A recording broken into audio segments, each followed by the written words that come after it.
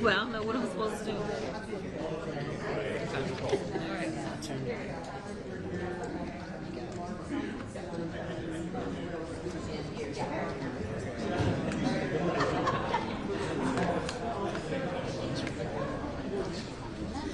Good evening, everyone. My name is Robin Kelly. I'm the Congresswoman from the 2nd Congressional District of Illinois, and I'd like to say welcome to all of my Texas colleagues. We want you to know that you are welcome in Illinois. Stay as long as you want. Whatever we can do to make your stay more comfortable, we want to do that because we believe in what you're doing. You are courageous, and we are here to support you. What you're doing and what they're trying to do in Texas affects you guys, but it affects the whole country. When you want to remove 5 Democrats, that hurts us in the House. As you can see what happens now when there's not enough Democrats to stop the big ugly bill and all the other stuff that they've been doing. They are trying to destroy our democracy, destroy fairness in our country, and unfortunately they're starting with Texas. But we want you to know we stand by your side. I don't want to lose my fabulous colleagues. Some of them are here with me. Jasmine Crockett, my classmate, Mark Veazey, Al Green, Julie Johnson. We want all of them to stay, plus the others that they're trying to gerrymander. So with that, I want to give a minute to my colleague from Illinois, Congressman Roger Krishnamurthy, to bring his greetings.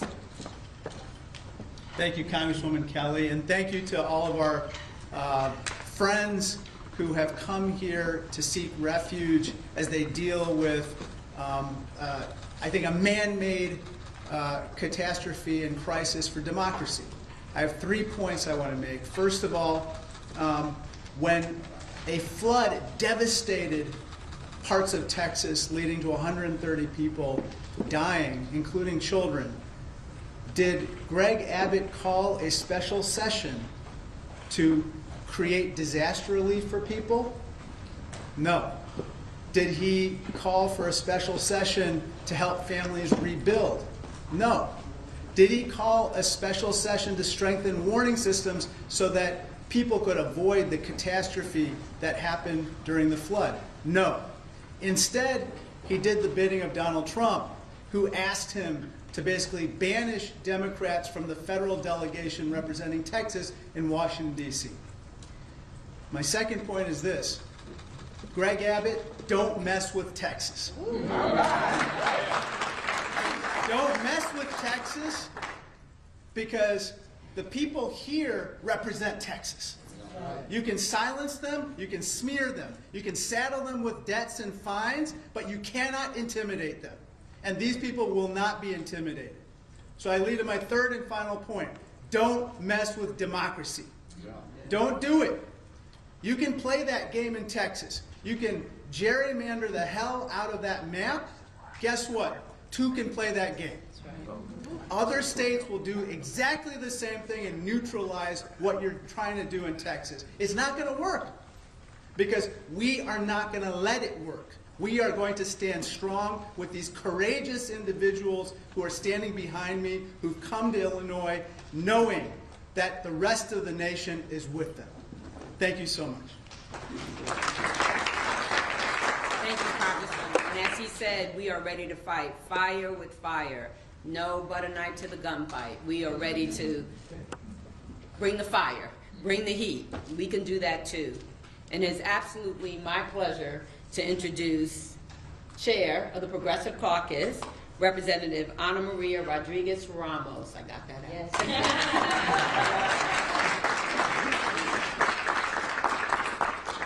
Hello, everyone.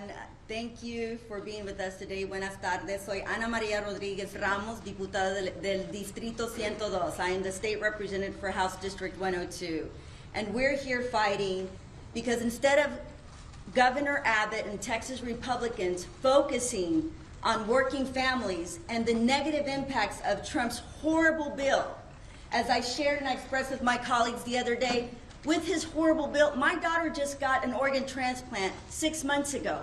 With his horrible bill, I don't know that we can pay 75% increase in premiums. It is going to hurt my family and thousands of families statewide and nationwide. His horrible bill is hurting working families. When families can't afford to buy groceries, when families don't know if they're going to be able to keep their children alive because they can't no longer afford health care, that is what our focus should be. But instead they're focusing on pushing these racist, radical redistricting maps. And why is it racist? Because 70%, over 60% of our Texas population are Hispanic and African American and our Asian community. That is the largest African American population in the country is in Texas. The second largest Hispanic population in the country is in Texas. But they want to silence our voice. This is nothing short of blatant racism. They're going to cry and say, no, you can't say that. In fact, they've punished us. Congressman Crockett knows that. They don't allow us to say that word on the House floor. They say, you can't call us what we are. Use another word. But that is what you are, and that is what you are trying to do. Hurt these working families. Trump's policies when he's kidnapping families of color in the streets, that is nothing short of racism. He is coming after all of us who don't look like him and his Republican colleagues in the Texas House. So I will now introduce beautiful Congressman Al Green, wonderful congressman from Houston, who's going to really share a little more and enlighten a little more about the impact of these maps. Thank you. Thank you, Representative Rodriguez Ramos. Friends, after her profound words, it just seems to me that we ought to give her another expression of appreciation.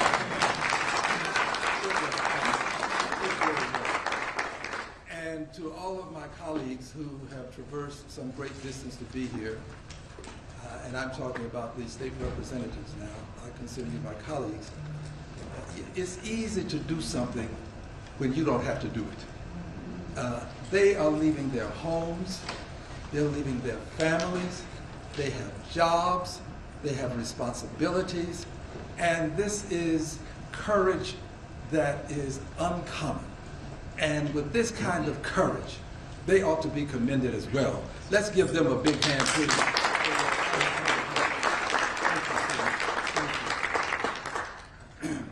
Yes, we have a challenge before us.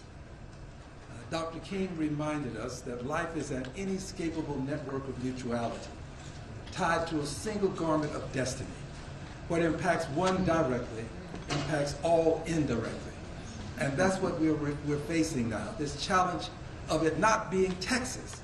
It's not just Texas. It really is the United States of America, because if they succeed in Texas, they will take this to other states. They will take this to the county court level. They will take this to the commissioners, the school boards. They will take this across the length and breadth of the country. But they'll do it if we only stand by and watch them. But if we take a stand, we can stop them. That's what we're doing today. We're taking a stand, and we're going to prevent them from going forward in Texas. All right. And here's why we have to take this stand. Because one vote makes a difference. One vote makes a difference. It was one vote that allowed them to get the big, ugly steal out of the House. One vote. And it was one vote in the Senate, with the vice president casting that vote, that allowed it to get out of the Senate and back to the House.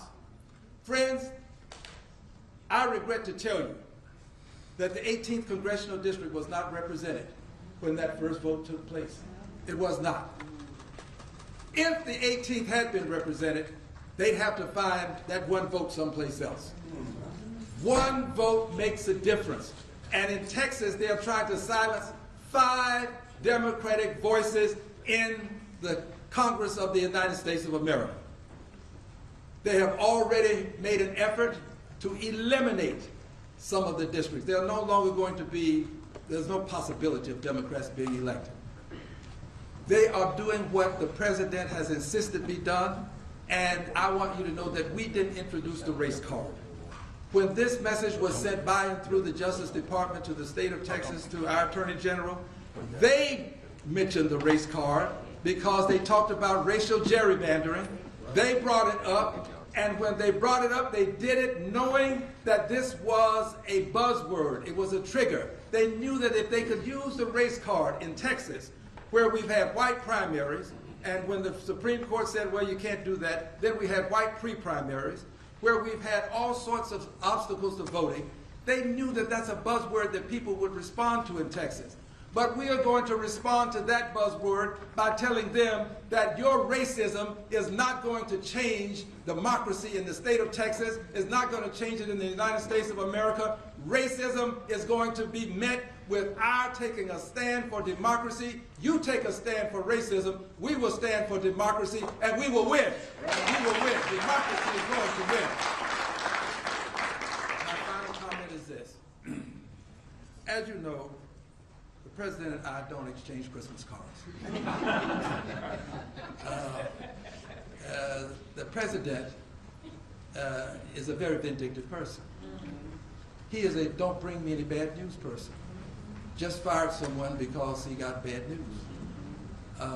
We friends have to understand what we're dealing with. And if we understand what we're dealing with, we can stop what we're dealing with. We're dealing with an egomaniacal person who believes that he has to be right, and if he's not, then the world is wrong. He would impeach judges that differ with him. He would fire people that don't give him good news. He would change congressional districts just to get rid of people that have challenged him. But I want you to know this, the challenge is not over. It is not.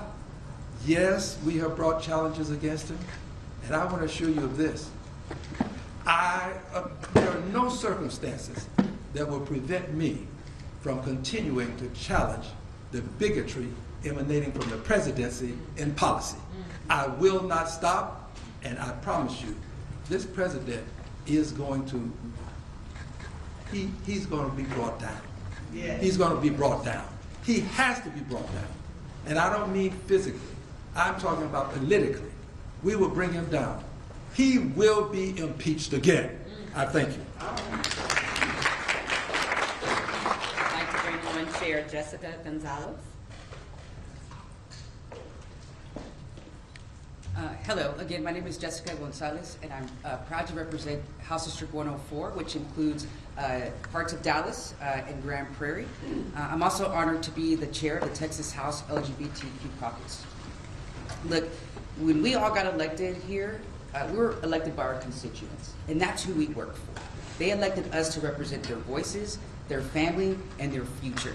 And that's exactly what we're all doing here by denying Texas Republicans quorum in order to pass these rigged congressional maps. And so I'm very proud to stand united with my Democrat colleagues. Look, one thing I do know is that Texas House Democrats know how to fight. We've been in these fights before. We have to fight every single day when we're in regular session. And so we have our sleeves are rolled up, and we're ready to take this fight wherever it's gonna take us, because our communities, our state, and our nation is definitely worth fighting for. And we know this is not about providing flood relief, because these congressional maps have been pushed. We have not had real discussions about providing folks relief who are in desperate need of it. And so we're just not going to stand for it. We're tired of it, and we're not going to let them do that to our communities. And so I'm proud to stand here united with my Democrat colleagues. You know, when I first got elected to House District 104, I was the first Latina to ever serve in that position, and I'm very, very proud of that.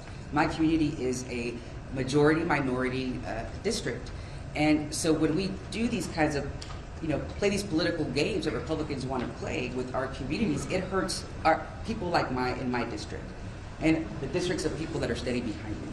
And we take our jobs serious, unlike Texas House Republicans. So thank you. And next, I want to introduce our former colleague, Congresswoman Julia Johnson.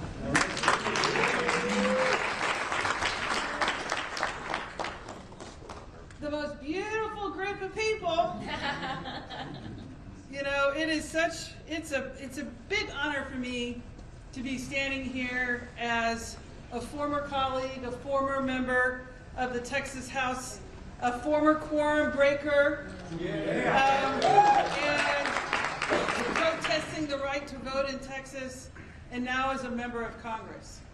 And you know, what is happening is so outrageous. And I want to talk a little bit about my district and the impact that this is having. So I represent Texas' 32nd Congressional District. It's an urban district. It's 80% in Dallas County.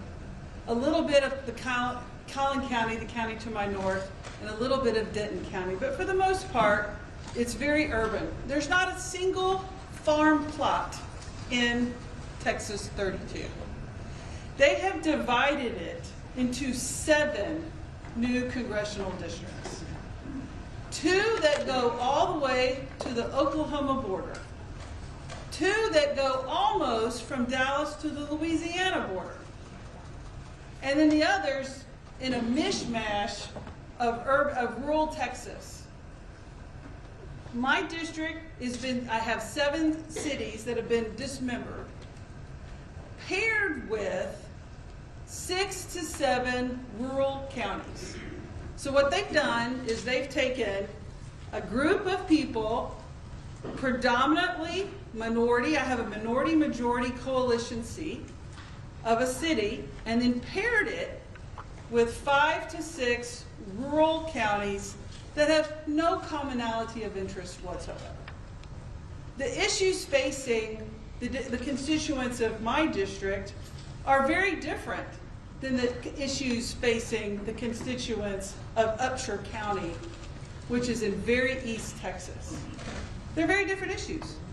I have 62% renters. That county is mostly rural white farmers. And the list goes on and on. And so what is happening here is the most blatant, racist disregard for the voters of Texas. Because let me remind you, and I was there, we were all there when these maps were passed in 2021 by unanimous votes of the Republicans who've just now issued arrest warrants for my dear colleagues and friends. Because they all swore at that time these maps were the most beautiful maps. They were perfect. They didn't disenfranchise voters. They've had lawsuits, they've filed affidavits, they've given depositions, they've sworn and all at ways to Sunday that these are the perfect maps. Until President Trump gets nervous because his poll numbers are in the crapper. Because he knows that the American people are not swallowing the crap he's pushing. Because he's harming millions and millions of people. His poll waters are underwater, and he knows he's not going to win. He knows he's not going to win in November of 2026. So rather than push for policies that the American voters want to support, they come back with this rigged up thing, a DOJ opinion that implies that these Texas maps now have to be completely dismembered. And it's wrong. And the voters of Texas, I hope, are listening. Because the courage that my dear friends and colleagues are showing by saying, no. We're protesting. We're putting ourselves at great risk to stand up for democracy and America. And voters, I hope you're seeing that. I hope you're feeling it. I hope you are experiencing the courage and the hope that these folks are providing. Because what is happening is an attack on our democracy throughout this entire country. And I'm so pleased and so proud that they're standing up for us all. Because what's happening here now, it's cracking throughout other states. You know, we're having a national conversation over voter rights. And I want to encourage California and New York and Maryland and Washington State to say, you know what, gloves are off. If war is war, and Democrats, if y'all are going to do it in Texas, we're going to do it here, and this is a national war. And Democrats are no longer going to sit by handcuffed. This is an all-out war, and everything is on the table. And that is a message I really hope gets out loud and clear. But at the end of the day, I want to say thank you to each one of you for what you're doing. Know that the Democrats of the United States House of Representatives are 100% behind you. I hope you're feeling it, and I hope you out there, the voters, are getting a little glimmer of why politics is important. And that if you, they say, well, I don't know, politics doesn't affect me. I'm saying, honey, it does. If you don't do politics, politics will do you. And here we are. Politics is doing a lot of people right now. But you know, I want to end with this. We're all very proud Texans up here. Most of us. Somewhat proud. But we're all very proud Texans. We come from a state of great pride. And I never thought, as a Texan, as an elected member of the Texas House of Representatives, and now as an elected member from Texas to the United States House of Representatives, that I would see the governor of the proud state of Texas bend a knee to a felon from New York. Never thought I'd see the day, but here we are. Now it's my honor to introduce Rep. Busey. Thank y'all so much. I'm so proud to stand with my colleagues in the Texas House and our friends in Congress. We're all here tonight, not on vacation. We are here fighting and actively working for our constituents and the people of Texas. This is us on the job, fighting for our constituents. Hi everyone, my name is State Representative John Buie, and I have the great pleasure of representing Austin in House District 136. Look, I didn't run for office to walk out of the Capitol. But I also didn't run for office to stand by while democracy is stolen in broad daylight. Texas Democrats broke quorum because sometimes the only way to uphold your oath is to refuse to play along with a rigged game. Let's be clear. This special session was supposed to be about saving lives after a tragedy. A cabin full of 8-year-old girls was washed away in the middle of the night. Families called 911 only to hear that help wasn't coming. At the end of the day, 137 Texans lost their lives. That's an emergency. That demands our action. But instead of holding hearings on flood prevention, Greg Abbott and Donald Trump held 8 hearings on redistricting, not for fairness, not for representation, but to manufacture 5 more Republican seats in Congress to enable Trump to cling on to power. That isn't governing, that's a heist. And we're here to stop it. When politicians can redraw the maps in the middle of the decade just because they're scared that voters won't reelect them, that's betrayal. Look, the governor can lie all he wants, but we're not running away, we're running into the fight. Texas Democrats are standing up for one of our most basic American principles, the right to representation. So no, this isn't political theater, it's survival. Because if we lose the power to choose our leaders, we lose everything. We broke quorum because this isn't just about maps, it's about power. And in Texas, the power still belongs to the voters. I want to thank you all so much, and I have the pleasure of introducing one of our great champions, Congressman Mark Vesey. He's a passionate advocate for Texas's 33rd district. He's fighting for working families, voting rights, and economic opportunity. And if you didn't know, he's in fact is the founder of the Voting Rights Caucus in Congress.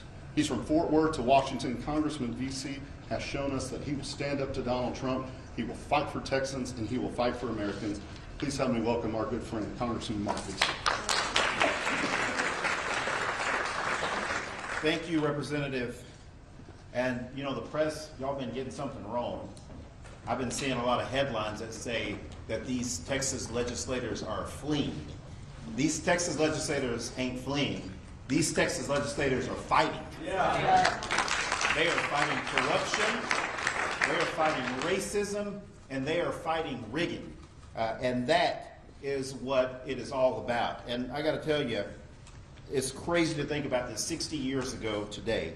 the Voting Rights Act of 1965 declared that no American, no black American, no Latino American, no Asian American, no working class voter would ever be denied their voice in our democracy because of who they are or where they live. But that promise is under attack today by Greg Abbott bending a knee to Donald Trump. And it is absolutely wrong, and it is embarrassing.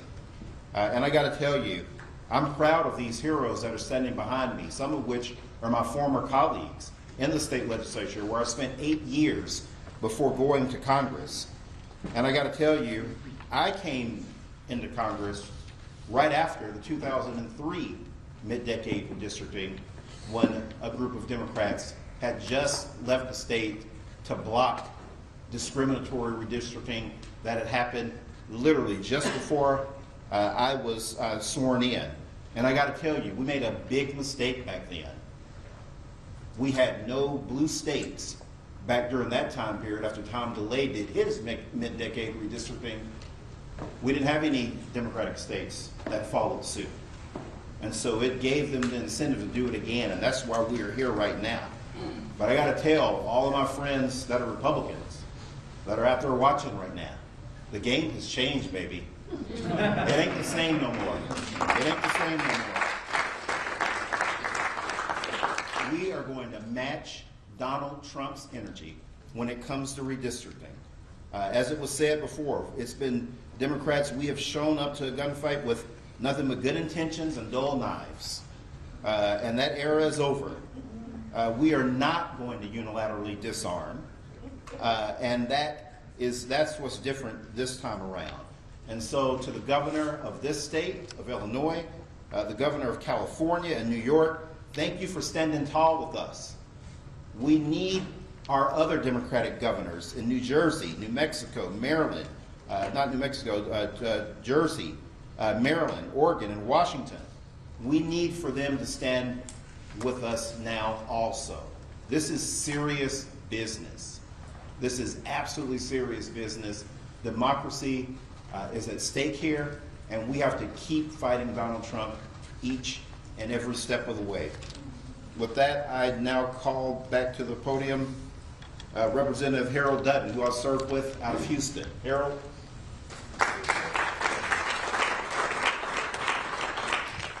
Good afternoon, everybody. Let me start by saying my name is Harold Dutton. I'm from Houston. Most people say I'm from Fifth Ward. And I guess that's true. One of the things I learned in Fifth Ward after seventh grade was that we learned that in order to have democracy, it had to be of the people, by the people, and for the people. But in Texas, what we've changed that to is we're going to have democracy by being of the party, by the party, and for the party. That's absolutely crazy. And I want to correct something, and I think Representative Beasley said it. We're not running from anything.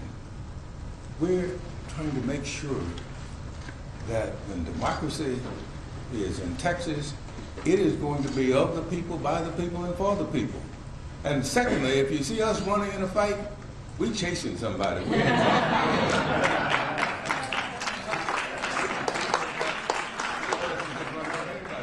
Now, let me end with this. I'm here because one of my constituents told me, she said, well, if you all are going to hang separately, you might as well hang together. And so I'm here with my colleagues because I don't think we're going to hang. Because another constituent said to me, Representative Green, said, you know the story in the Bible about Haman and Mordecai? Haman built the gallows for Mordecai. And guess who they put on the gallows first? Haman. And so I think all of this is going to backfire on these Republicans because I think they have raised democracy issues so far and so high that the people in Texas now are getting the message. And that's one of the reasons we're here. I'm thankful for the Illinois delegation. I have worked with them before. My first cousin was Monique Davis, who was a member of the Illinois delegation for a long time. She said to tell you all hello too because she wanted to come over. I had to stop her from doing that. But again, I think that the challenge for us is really to make sure that our people get to vote. And we're going to do that. And with that, let me stop and introduce me. No, I'm going to introduce Sojourner Truth, better known as Jasmine Crockett.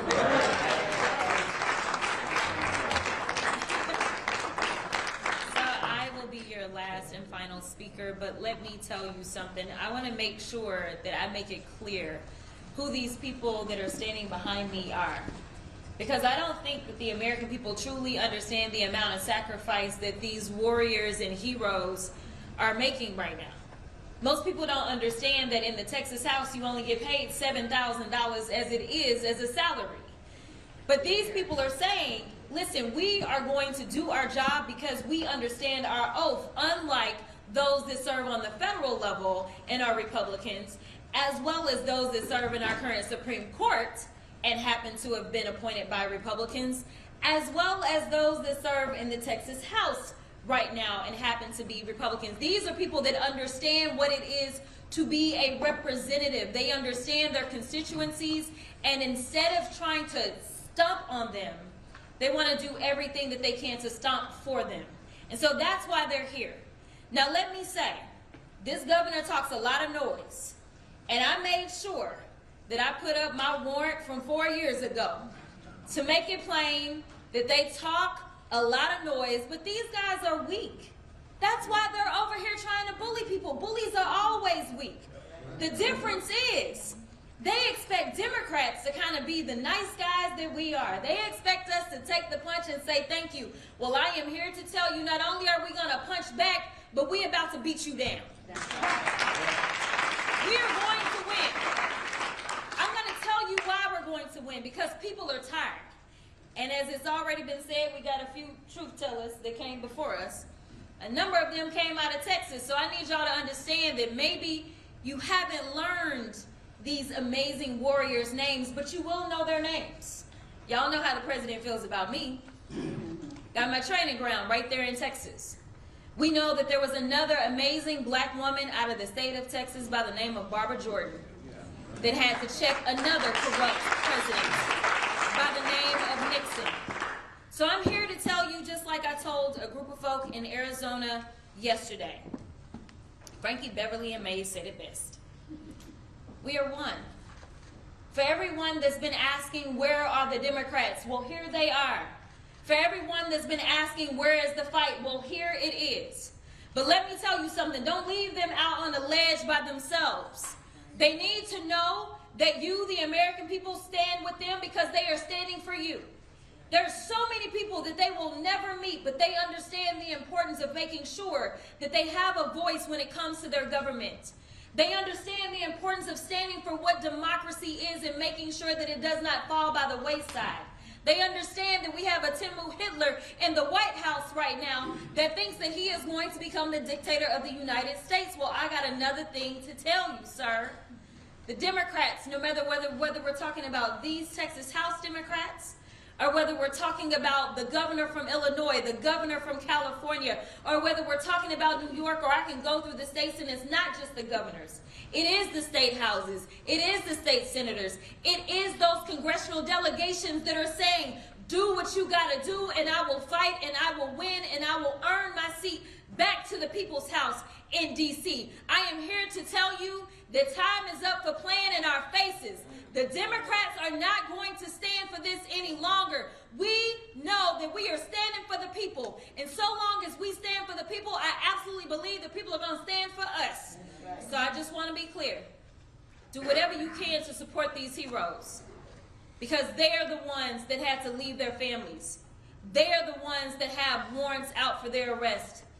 They are the ones that are doing things that, honestly, a lot of other people do not have the audacity to do. So make sure when you talk about them, press, put some respect on their names. I appreciate y'all.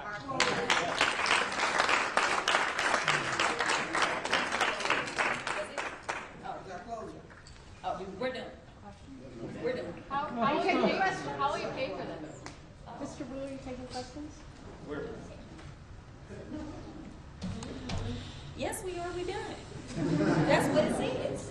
We were supposed to have Rob Oh. do the closing. I'm Go sorry. ahead. I apologize. Sorry. I am State Representative Ron Reynolds, and I'm proud to serve as the Chair Emeritus of the Texas Legislative Black Caucus under the great leadership of our Chairwoman, Barbara Gerben Hawkins, and as Vice Chair of the House Democratic Caucus under the great leadership of Chairman Gene Wu. And we're all united, standing on the right side of history. You know, Congressman BC's right. It was 60 years ago that the Voting Rights Act of 1965 was passed into law. And it was signed by a great Texan by the name of Lyndon Baines Johnson. But that Voting Rights Act didn't come easy. It came as a result of people who made the ultimate sacrifice, people who we may remember, like Congressman John Lewis, who made good trouble. He risked his life to end Jim Crow. He did everything with other freedom fighters. They took freedom rides. They sat at lunch counters. They did everything they could to end poll taxes and literacy tests. And thank God, many of us here today would not be here but for the Voting Rights Act of 1965. It was, as Congresswoman Crockett said, Barbara Jordan, who was the first African-American congresswoman from the South since Reconstruction. She was only there because of that bill. And here we are on the right side of history trying to stop the Texas steal by Abbott and Trump that want to take us back. They literally want to take us back by disenfranchising black and brown communities. And we say no. No, we say hell no. Not on our watch. We will not allow you to turn back the clock. We're going to continue to fight. We're going to continue speaking truth to power. We're going to continue doing everything we can to protect the precious fundamental right to vote. And I will end with this. Our scripture teaches us in Proverbs 31:8-9 to speak out for the one who cannot speak, for the rights of those who are doomed. Speak out, judge fairly, and defend the rights of oppressed and needy people. Ladies and gentlemen, I submit to you that the Democrats are going to keep speaking out. We're going to call out the racist gerrymander that President Trump and these MAGA extremists like Trump, like Abbott, want to push down our throats. Not on our watch. We're not going back. Thank you.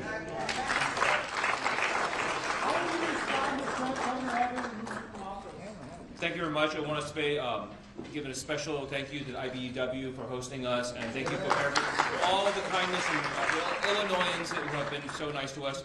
We're not going to do group questions. Members will be available for individual interviews if you want, but we do, the Democrats, our House Democrats do actually have to make another meeting, so we have a limited amount of time here.